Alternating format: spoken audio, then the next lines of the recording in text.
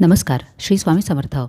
संक्षिप्त श्री गुरुचरित्र आणि श्री सप्तशती गुरुचरित्रसार या दोन ग्रंथांमध्ये काय फरक आहे?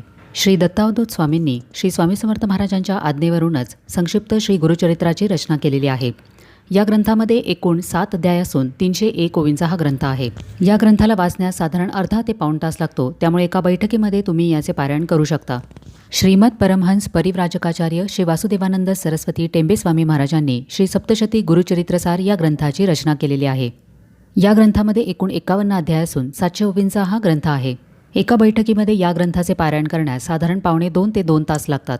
तुम्ही सप्ताह पद्धतीनेही याचे पारायण करू शकता. दोन्ही ग्रंथांचे वाचन पारायण केल्याने श्री गुरुचरित्र वाचनाचेच पुण्यफळ प्राप्त होते. त्यामुळे ज्यांना मोठ्या श्री गुरुचरित्राचे पारायण करणे शक्य न झाल्यास यातील कोणत्याही ग्रंथाचे पारायण तुम्ही करू शकता. योग्य ते नियम पाळून पारायणाची सेवा करावी, कारण छोटे जरी असले तरी ते श्री गुरुचरित्रच आहे.